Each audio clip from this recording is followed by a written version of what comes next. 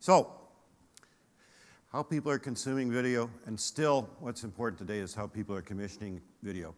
And our next panel and content producers in the room are probably breathing a collective sigh of relief that there's still a short-term future. And we brought together 3 of Canada's top programmers to give us some insights into this sometimes fickle nature of what programs are popular today, but not tomorrow. And we're hoping they're going to divulge some of their secrets on how to determine whether you, as a producer, have the right program to round out their schedules. Well, at least we hope they will, and I think they will. So you've always wanted to be a fly in the wall in that room, and here's your opportunity to hear them all together. So this panel is going to be moderated by Danielle Ng-See-Quan, news editor at Playback magazine, Playback Online, and we thank you all for being here today. Panel, hello, panel.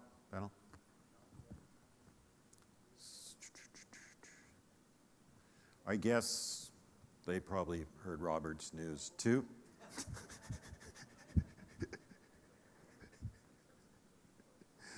Yeah, look, I guess we caught them sort of running for the doors, you know. Kevin, Michael, Corrie, nice Danielle, take her away. Sally. Sally. Good morning. We decided against doing a CanCon version of the Harlem Shake to kick this off because it's apparently on its way out already. So we're just going to jump right in. Like Michael said, this panel's Meet the Programmers. We have 2 here. So let's hear first from you guys a little bit who you are and types of programming you oversee, and just a brief overview of your strategy for some of those areas. Great.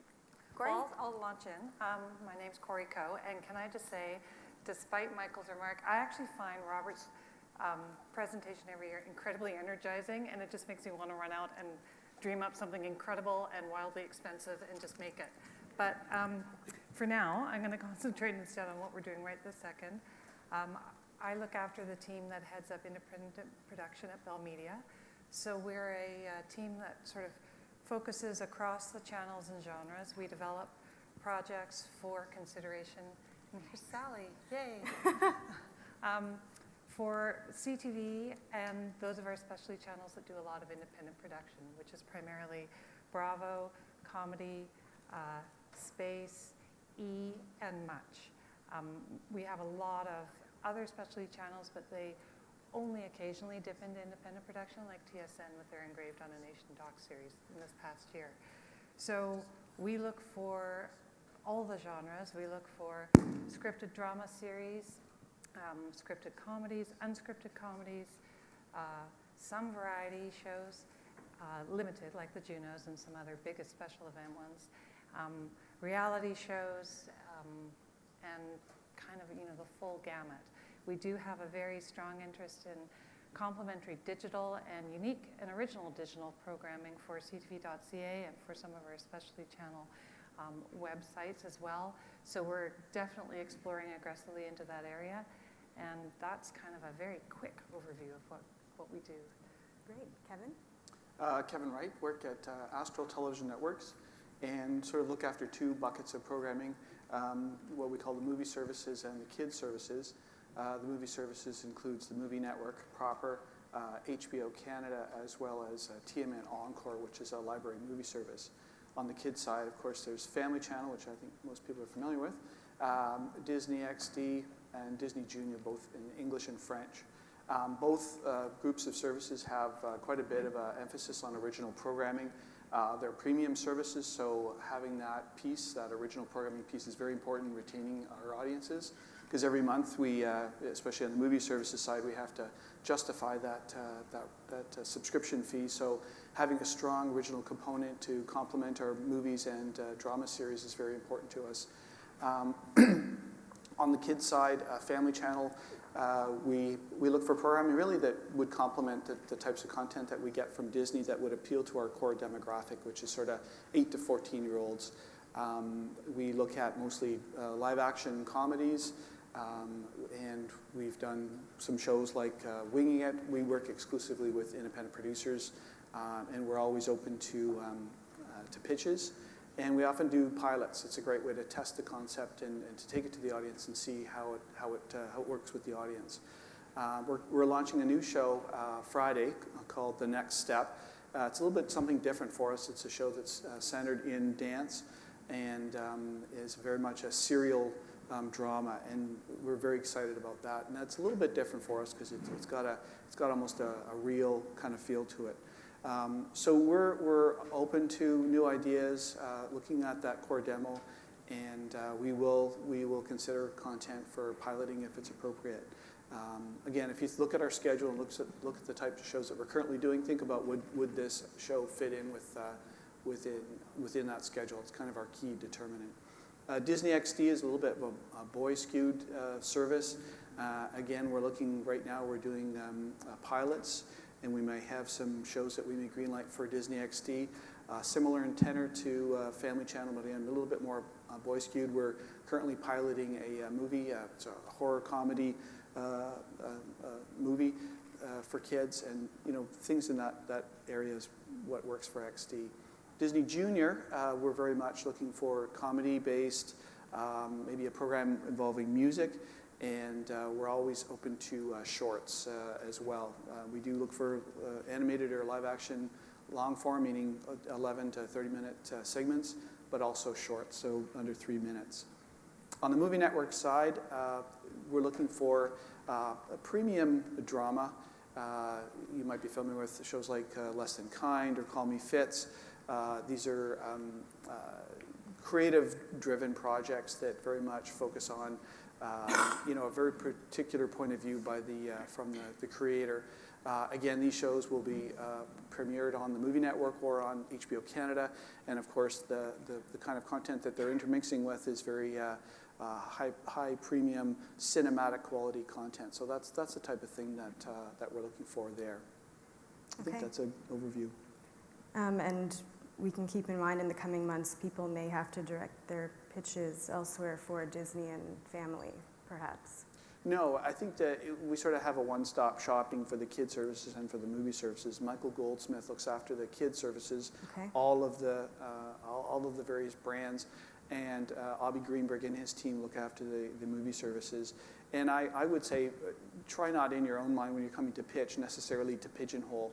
Come with what you feel is a fresh, strong idea, and let us worry about kind of where the best home is, because that's the beauty of going to that one stop, is that we can figure out how that project fits or doesn't fit to a specific brand. But we're just looking for fresh, strong ideas. Okay, and Sally.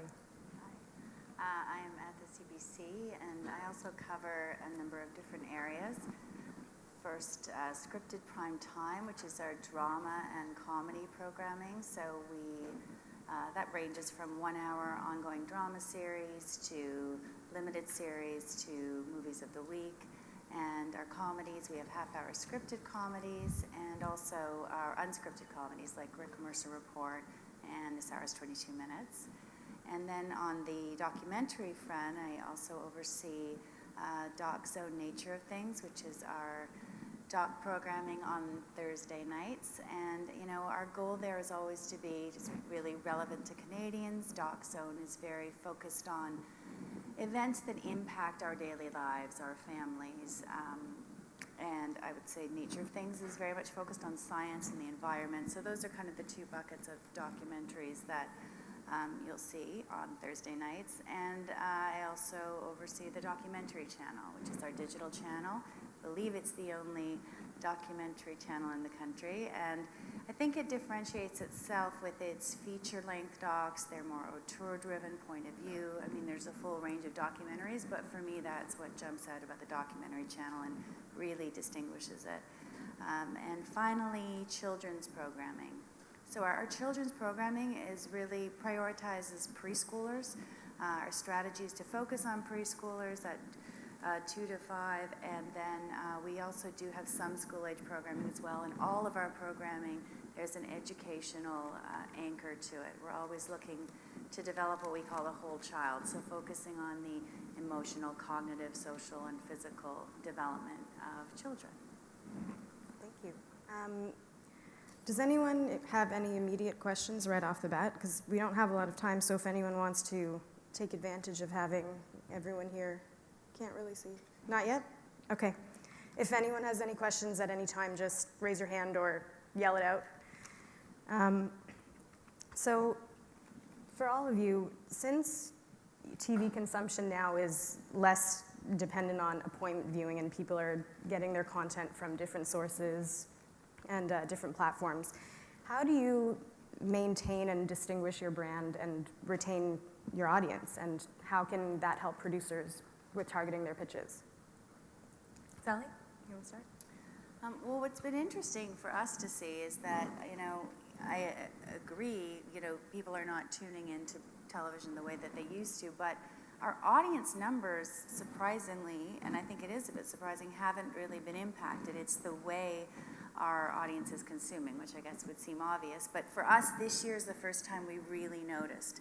For example, if you look at the numbers for our series Cracked, we used to really rely on the overnights, and the overnights come in and it's 500 and something, and you're like, oh, okay. But now we're finding every time we get the confirmed numbers for Crack, it jumps like 30%. So really, Crack is averaging, closer to 800,000 an episode. So that's very telling to us about the way audiences are consuming. But it's also comforting in the sense that we don't feel our numbers are diminishing. They're just consuming more content on different platforms. And so our goal is really probably what everyone's goal is, which is to make our content as accessible as possible in as many different platforms as possible, so that when the viewer has that choice, they're going to want to tune in. I think we had maybe a bit of a different strategy as a premium service, and I'll speak on the movie network side. We've always had pay TV always has to be sort of an early innovator. First ones to launch high def, first ones to launch Dolby 5.1. We launched on demand back in 2006, and we had an online player back in 2009. So we're always looking to give our subscribers a reason to continue to subscribe to the service and get value there. So we've been early explorers in terms of getting the content to those other platforms, and just recently launched, as you may have heard, TMN Go. So we're always looking to make sure that people can experience that content. So when a producer comes to give us a pitch, it's always great, first of all, to be aware that that content has to become available across all of the platforms that we're currently distributed on. And second of all, be mindful of opportunities where it's organic to have additional content, whether it's during production, whether it's promotional content, whether it's actual incremental content that the person can use the second screen, and TMN Go is set up to be able to do this, to experience that second content while they're watching the main service. So, and this is something that HBO has been an innovator on, having, for example, a map of Westeros while you're watching Game of Thrones. You can say, oh, that's where they are now, and then it cuts to this, and you can scroll over and see where the characters are in this world. So it's a great way to recognize that the second screen can very much enhance the experience. And if people are integrated, connect with the brand and integrate with the content, then they're hooked and they'll want to get the service for one more month. And that's kind of our end game. On the kids services, kids they've been active online for ages, and we know that for our brand to be resonant, we've got to hit them wherever they are, and they are everywhere. So we have contests, we have user-generated content. Kids can, interact with the brand across all platforms. So again, we have to develop content that sits very comfortably on the main linear service, but is also very much at home on these other platforms and can spin off additional opportunities to integrate with that content. And just jumping in, I completely agree with Kevin that it's critical for all of us as broadcasters that we are maximizing wherever we possibly can all the opportunities available on the 2 and 3 and 4 screen related to your television screen and show. And also, I agree with you, Sally, that it's interesting that over the last few years, we've really seen audiences for Canadian commission programming just blossom, and it's fantastic. And it, in a strange way, almost runs contrary to what you think ought to be happening, with so much more competition out there. And the competition, from whether it's now U.S. cable channels just ballooning their new content, or it's just a more sophisticated versions of terrific shows that you're finding from all sorts of international players that are now available online, and you can get them from wherever, including BitTorrent. But at the same time, Canadians are really increasingly watching our scripted and non-scripted programming, and it's fantastic. And if we can continue to find stories and shows that reflect just wonderful creative and fresh ideas that also fit within the brand that we're trying to support, that's the best way to keep them thinking of us, even if it's not appointment television, but just so woven into a viewer's life that they think, yeah, of course, I'll try CTV because there's something I think I'll like there. Even if I don't, I'll try it first.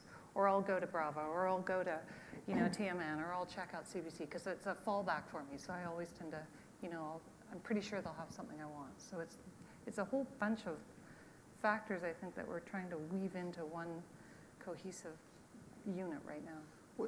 One thing that's interesting that we found from a Canadian content perspective on the on-demand platforms is that they very much democratize the content. It's not about where it's scheduled or what time slot or what it's up against. It's available at this all-you-can-eat anytime buffet. So what we found, especially from a Canadian theatrical feature films, it was a great opportunity to have those titles up there and just quietly in the list of titles available. And people, and the interesting thing is when you've gone on demand, you don't, there's no commitment. You can, unlike where you sit down, the movie's on at 9, where you're committing, you're gonna watch that movie at 9. If you're halfway through it and you don't like it, too bad, it's 9 o'clock. Now it's 10 o'clock, what are you gonna do?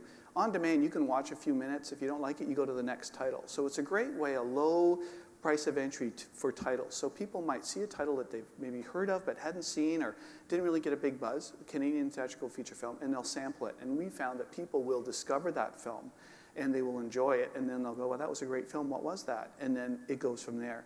We do certainly on our linear service give theatrical films Canadian theatrical films a great platform, play them up to 80 times, but I think on demand is where they really have the ability to get to our subscribers and get a real platform because they're presented and they're up for most of their window. So it's a great way to let people to make their choice and see all this great content. What about, what's going on with comedies, Canadian comedies? Like, what does it take to make a comedy that has legs? Well, I hope that their titles start with S. Satisfaction and Spun Out. Yay! We just. I think Canadian comedy. This is just on our, from our channels. It's a really exciting place. We've got 2 new scripted comedies ordered to series, Satisfaction and Spun Out. One's a multicam. Rogers has entered into the multicam world too recently, which is exciting. That's definitely a race we'd love to win against the Americans. It'd be exciting to sell successfully Canadian comedies down into the US particularly, just a point of pride, but also around the world. And I think it's things come in waves, but it feels like a really exciting time in comedy from that perspective, both on the single cam and the multicam side. I think we're exploring on the Comedy Network some further comedy in the unscripted area. We're trying always, of course, the stalwart of stand-up with JFL All Access, but we've also pulled out with a bit of a cheeky nod to retro game show days, Match Game, which is a great way for those of you in the audience who are old enough to remember the original Match Game. We've done a version with Darren Rose, and it involves a lot of younger Canadian comedians mixed in with some celebrities, and it's a way to get them through and out there on a broader platform, exposed on a week-to-week basis. So we're trying a bunch of different things to see where we can connect with Canadians and hit their funny bones, and I'm fingers crossed anyhow on the scripted side for me personally right now. I agree. The funny thing is the formula for great comedies is actually very, very simple. You need great writing, great performers, and great direction. Doing it is a lot harder. So, finding that balance of those elements is really tricky and so hard to do. But when you can execute, it's phenomenal. And on the kid side, we found that if you can, make kids laugh, you are gold. You've got to connect with them. You've got to speak in their voice, and you can't talk down to them. But if you can connect and make them laugh, you're good. Well, I would completely agree because I think in scripted comedy, it really comes down to who is that comedic voice that's driving it. I think you need it both on screen and obviously in the writing, but even more so in some ways in drama where you can shape it and work as a team. You can do that in comedy, but you really need that comedic voice to be very, very, very strong, because I find it's harder to give notes on comedy. I find with drama you can talk about character, you can talk about where you're going with your storylines and your arcs, but when you're looking at a half-hour comedy, you know, it's very subjective. Is it funny? Is it not? There's always things like pacing, you know, and performance, but you know, it is much harder, I personally find, to give notes on a comedy because I think it's funny, you don't think it's funny. So I think it really comes down to that decision at the beginning. Who are you working with? Do you trust their comedic voice and that it's going to really connect with audiences? You know, in our case, you can see someone like Jerry D is just incredibly lovable, and he's got that voice. And I also think there's authenticity that, you know, really I think sings in his show, because the story, the basis of the show, which is a former substitute teacher has no teaching experience teaching in high school, came from Jerry's own life. And so I think when you have that as well, it just gives it an added sense of authenticity which people can relate to. Does anyone have any questions? No? Okay. What are some challenges you each face in creating a competitive lineup right now? Okay. Well, you know, it's no secret we've had huge cuts, and we're still in year 2 of 3 years of cuts. So the cuts are ongoing for us, and they've had a tremendous impact on our programming, on our staffing. You know, there's just no question they've had an impact on how much we can do. So, you know, how does that impact us? Well, the market gets more and more competitive. We see our competitors doing more and more programming that we have to compete with, and we have less dollars to do that with. So I think in a sense that puts more pressure on us in a way that to really make sure that everything we put on the air maximizes our audience. And that can seem like a controversial statement, I think, for a public broadcaster, in that you could argue, well, you should be doing, that shouldn't be a priority. And, you know, I think we have a nice range of programming in our long form that doesn't necessarily put that at its, you know, as a priority. But really, with our series, we are more than ever dependent on the CMF. CMF will calculate our envelope based on eyeballs on the screen. We don't have, you know, specialty channels where we can do replays of our series. So every episode we air has to hit it. It has to do well for us so we can keep being funded and keep doing great television. Now, I mean, I think we've struck a wonderful balance of maximizing audience and also, you know, being true to what a public broadcaster should be doing. And I think our strategy is very much about speaking to Canadians about their country, and location for us is always a character in our drama series. You can see it in Arctic Air, you can see it in Heartland, you can see it in Republic of Doyle. So for us, in this competitive market, we feel like that distinguishes us, and it's very much in keeping with our strategy as the Canadian public broadcaster. Corrie, Kevin? Oh gosh, there's a lot of challenges. There are. I think you know, funding is always a challenge. It almost doesn't feel like it's worth talking about, because even though we have some amazing and critical institutions like the CMF, like provincial and federal tax credits, like the various private funds like Cogeco and others, it just doesn't matter, because budgets now are at a level where to compete, they have to be more than they've ever been. And so we still always have that continuous stubborn gap in just about every show that has to get worked through between all the partners to try and make it whole, and it's really tricky. So that's always a perpetual challenge. Competition and fabulous shows from the increasing number of broadcasters and over-the-top services who are now competing in the space. That's also a challenge, but it's, you know, that stimulates probably better creative, because you have to be. So it's a good challenge, but a bad challenge. Oh man, splintering of audiences and trying to follow where they're all going and aggregate them, and yet at the same time, as Robert's urging us to do, leap over those and into the future. There's it's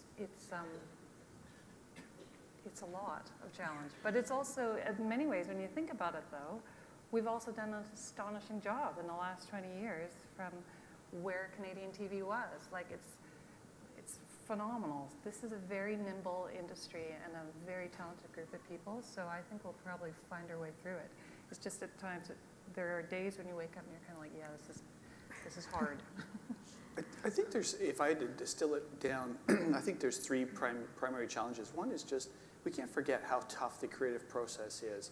You know, as we all do, we see the concept through development, through scripting, through potentially piloting, through execution, and there's 1,000 ways that things can go wrong. So when something does work, it's a miracle. So first of all, let's not forget how hard it is. And even things that you think work, when you pilot them, I mean, that's, you were talking about comedies before. I mean, I've heard that's one reason critics don't like comedies, because if you know, you can talk about a drama, whether it's effective or not, but if you play a comedic film or a show and the audience laughs, it's funny. You can't argue with that. So at the end of the day, comedies, if people laugh, they're funny. But it's really hard to make people laugh. It's really hard to do good creative. So challenge number one is just the creative process, and that's, you know, we look to the creative community here to deliver on that, and that is never to underestimate how tough that is. And then to do it 13 times, 26 times in a row, it's a phenomenal accomplishment.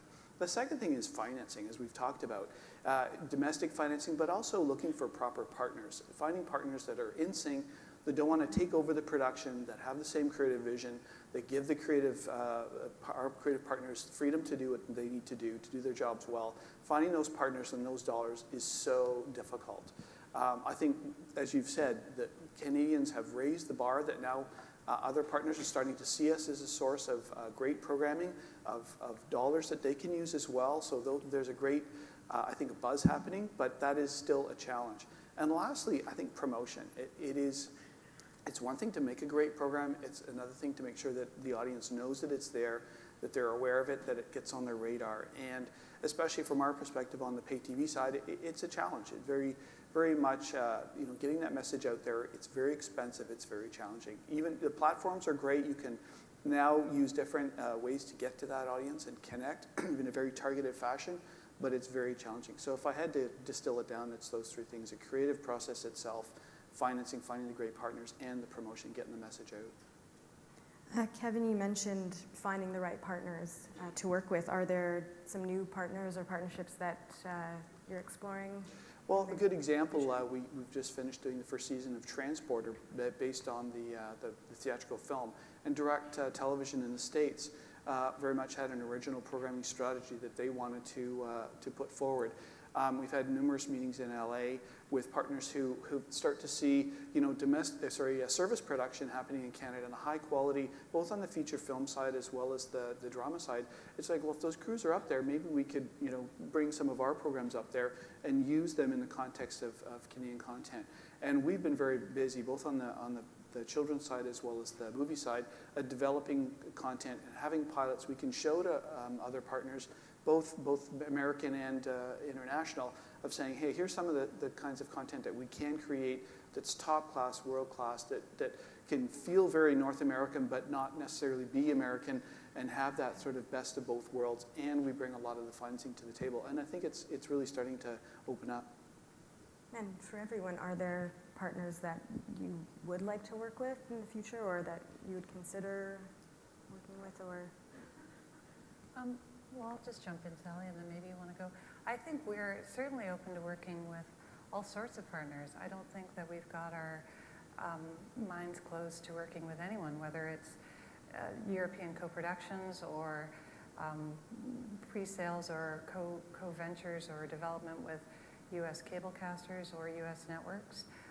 There's challenges involved in every one of those, both in terms of creative and in terms of scheduling and in terms of just collaboration. It really is such a marriage. Like, you really have to find partners who share the same desire for the same show and who can work well with in a collaborative process, and that's not everyone. So it's something that really has to be carefully kind of worked through and tested before you both pull that green light. Otherwise, it can be just more difficult and perhaps more disappointing than you'd hope. But when it works, it's fantastic. So it's definitely something that we're always open to. I think Corrie's hit upon the most important point, which is if you're looking at doing a treaty co-production or really any kind of partner, are you creatively in sync from the beginning? I was just talking about this to someone the other day that, often when, you have a partner coming in and they need a piece of financing, it's rarely going to work because they're coming in late, they're just looking for money. And when you're just looking for money, and you have completely different visions of what you want to see creatively, or you're not offering your partner any creative involvement, what's really the incentive there? Whereas when we have projects that start organically from the beginning, and they're sometimes few and far between in terms of treaty co-productions, I find, but when they work beautifully because you started in the same place, you have shared vision, and you know where each of you is willing to move to accommodate what the other needs to see to please their audience.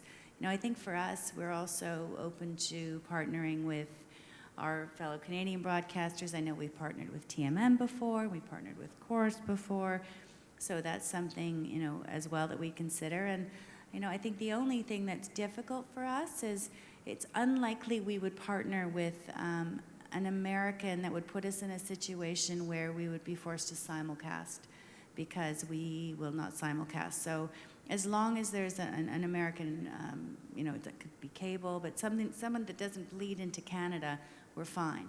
But as soon as we get into simulcasting, it's a bit tricky for us because we're not moving Peter Mansbridge.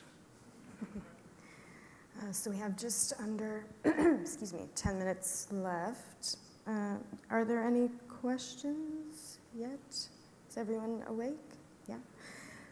Okay, what do you think you won't be programming in the next 2 years? Sorry, what do we want? What you will not be programming in the next 2 years? Or do you think there's going to be like a huge influx of like Canadian Honey Boo Boo type of programming or something like that? Like, what do you think is not going to be, there's not going to be an emphasis on, say, in 2 years' time, hypothetically?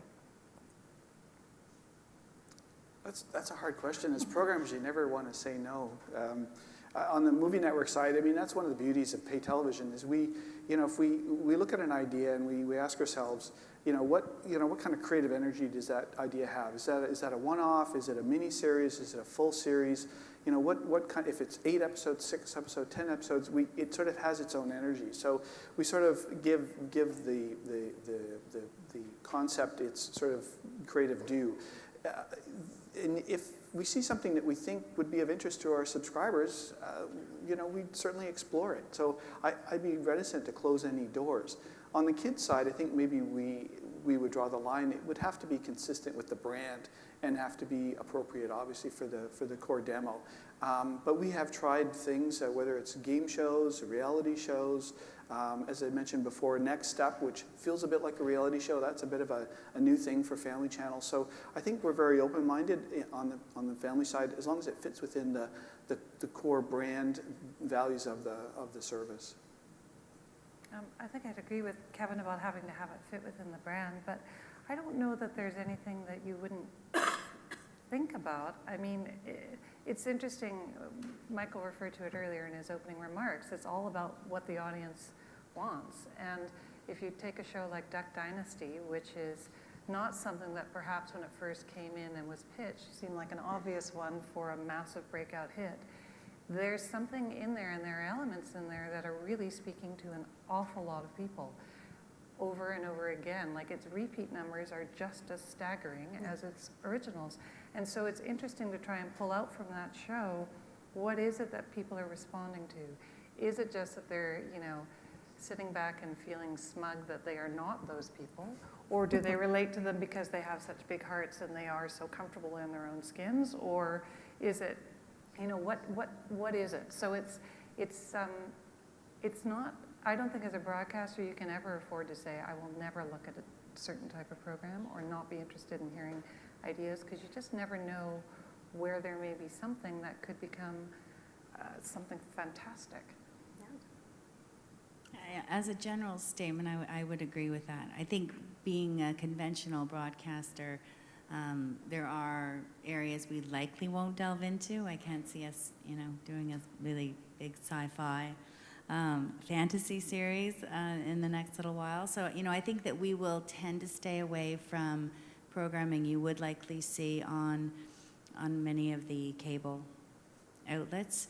But again, I agree, you never know where the next hit is coming from. You never know what is going to seem like it will be really appealing and accessible to your audience. I mean, I don't know if people would have thought Mad Men would be, what it is today, although that's not the audience we're exactly targeting as a conventional network. But so yeah, I think it's a little hard to say. For us, it would be just a little bit. This genre would be less likely than that. Okay. And does anyone have any final thoughts? We can wrap up in a couple minutes unless there are any. There's a question. Yes. Could you expand a little on changing demographics and whether you're considering those in terms of dramatic content? Just questioning about changing demographics and how you're considering that in terms of the huge boom in terms of Zoomers that are coming and the success of shows like Downton Abbey and et cetera, which might not fit into that old 18 to 35 demographic that we hear so much about and that many people bring up as being that target audience. And I recognize that you represent different audiences, but is it something that you're thinking about in terms of programming? That's not an audience we have a problem with at the CBC. Like that, it's the truth though. Like when we look at our demos, if anything, we skew older on almost many of our scripted series, many of our series. So we find that audience is naturally coming to the CBC. The greater challenge for us is actually bringing in the younger audience. So that they will grow with us over the years. But we may be a bit different certainly maybe different than CTV and TMN. Well, yeah, we have the brands that I mentioned before are very specific, very targeted. Unlike CBC, where you've got a big broadcaster trying to capture a large audience, we're very targeted. So the movie network, it's sort of young adults that we're sort of targeting. Obviously, we want to get a relatively broad demo because then the subscribers will want to stay. If we can connect with their younger members of the family, that helps us as well. But sort of that 18 to 34 is kind of a core demo. On the family side, we work through the brands, from Disney Junior, Disney XD Family, to hopefully pass the audience from one channel to the next. But we're very targeted. The one thing we have found on the family side was, although I mentioned the ages of 8 to 14, what we found is that the headspace of what used to be 8-year-olds, it's older. Kids are older. Kids are experiencing the world in a different way and are much more mature. So we try not to think of ages. We think of like a sort of a psychographic. We think of middle-aged kids. Family Channel targets middle-aged kids. A middle-aged kid maybe used to be 8 to 14. Now they're actually sort of 9 to 12. It's sort of skewing. The actual ages are skewing younger as kids get older, younger. And I guess on Bell Media's side, obviously we share some of the things in common that both Global and CBC have, which is typically that skews a bit female, it skews a bit in that 25 to 54 range. And our specialties sort of spread out. Some are on the slightly in that older demo and some are younger, such as Much at MTV. So we kind of try to cover that lifespan, but Sally and Kevin are right. We're always trying to think a few years out and trying to be pulling in people who are younger because we're so aware that our sponsors are looking for people who are going to be carrying through and staying. I think they, rightly or wrongly, probably feel that people who are 55 and over have developed some tastes and loyalties and appetites for genres of programmings and have access to and are already engaged. And so there is a focus now on trying to pull in people who might otherwise just disappear off television altogether. We had some interesting studies done recently for Much, which was a little sobering because all these, they were in their early 20s, late teens, early 20s, and they were basically dozens and dozens of these individuals are saying that they actually never watch regular TV. It's just never occurred to them. One of them watched one episode as a result of the study, and was just like, she found it really distracting because there was commercials and stuff. And and we were just like, oh God, okay, so what do we do? So it's you know, there's concerns on all ranges of the demographic scale, I would say. I have a question, or a kind of request for comment, and it's interesting because it's really a follow-up on, Corrie, what you just said. I have 2 kids in their early 20s, and we've been having a debate internally about how to target shows for the 18 to 34 demographic. And I was on a conference call with market researchers, and I happened to be at home that day. So I called one of my sons over, and I said, what do you watch? What do you watch on TV?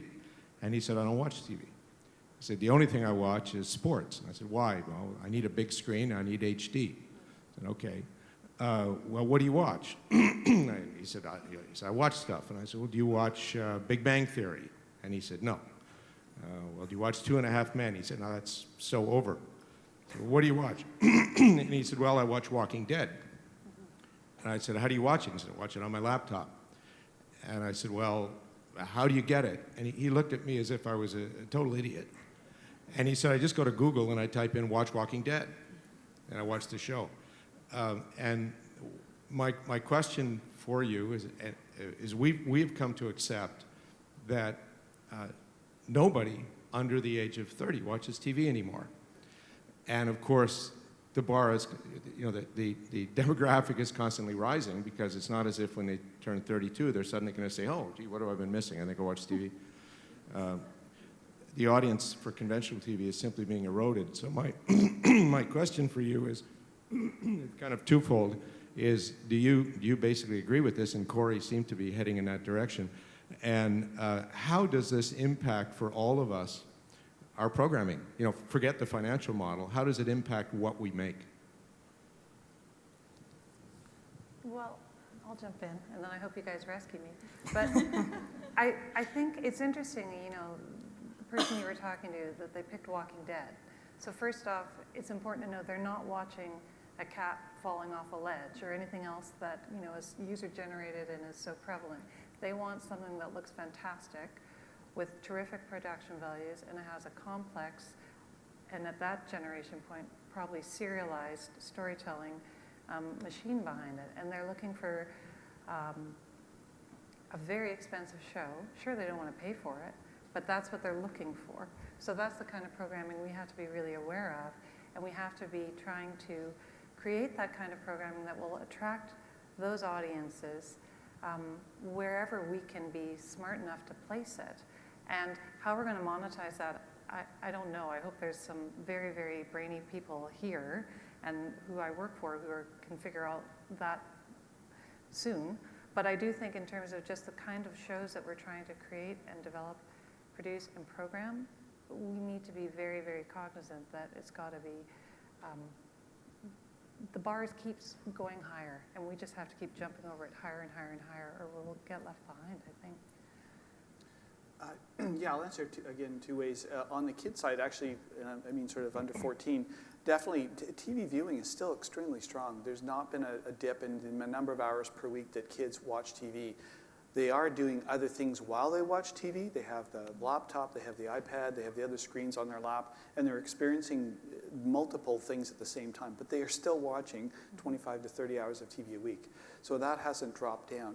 I think on the kid side, we have to continue to make those options relevant and still have content coming from those other screens so that we can provide that full experience for kids.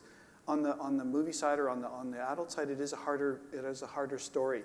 And I think the key for us as programmers is to make compelling content. If we make compelling content, then we're creating value, to your point. It's high production values, it's compelling content.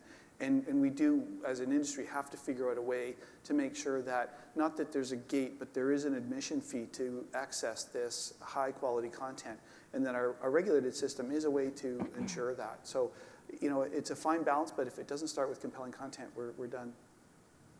Yeah, I would actually really agree on both fronts. You know, on the children's programming, we have found that children are especially preschoolers, the strongest appointment viewers. They are not scheduling the appointments, their parents are. But, it's very much part of their daily routine. Having said that, we're looking to the future. We just launched a CBC Kids TV for Me app where, they can, with their parents now, download their shows onto their iPad and watch them on their timeline. So we're already starting to do that at the youngest level. But I do really think it comes back to great content. I mean, to me, it's really exciting. As I said earlier, I don't think audiences are being diminished despite all the fragmentation. We're just not seeing that. They're just watching on different platforms, and that gives us this opportunity to create content that's both linear, but also, really manipulate that content for these amazing new platforms and really engage with our audiences. When we get viewer response on Facebook and we hold contests and we get, name the character, we really feel like we're engaging. When we, launched a second screen app for Republic of Doyle recently, and we're seeing those engagement numbers go up each week, it's really, really exciting. So, I see it as just a positive, more opportunity, but it's all going to come down to, is that content strong? And that to me has never wavered and never changed. Okay, we're going to leave it there. Thank you, everybody. Good. Thank you very much.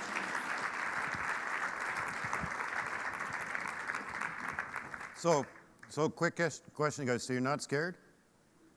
No, we're energized. You're energized. Yeah. You're excited. Super. So we don't have to renegotiate. That's really good. I didn't say that. So I just think, with all the change that's happening, I'm worried, with funding cuts and consolidation and everything, we're going to have to totally rearrange the furniture next year. Sally may have to just use the Twitter tag to communicate to us on the screen, and you guys are going to have to get a love seat for it. So. Okay, so thank you for your insights. So I hope you're all prepared for a flood of new programming ideas. That we've been scripting it all in the back. I really appreciate the time you've given us. You guys are critical to our industry. So I have something to touch on. I'd be remiss if I didn't take the opportunity this time to remember a very distinguished broadcasting colleague and a true friend. Alain Gore, who I worked closely with, passed away in early December at the age of 66. And for many of us in the industry, particularly in Ottawa, he's a well-known soul. He was a good soul. And to most of us in the room, he was a really good friend. He had a distinguished career. It started in law, but philosophy. Began his broadcasting career way back in 73 as CEO of Radio Nord. But he had incredible influence in the government and in the media industry. He was Deputy Minister of Communications, the initial President and CEO of BC Media. And was Executive VP at the combined corporate at Bell Globe Media. But throughout all of that, he was really a passionate and thoughtful member of our industry. And he was also on the board of the Colorectal Cancer Association, which ultimately helped contribute to Alain's downfall and our loss. And throughout all of this, he was a major promoter. So I just wanted to take a minute for us all to remember Alain and what he did to bring us all together. I'm going to miss him a lot. I know many of you are. And I'd just like to send our best wishes to his family, Jacinthe, his wonderful wife, and, little to think about.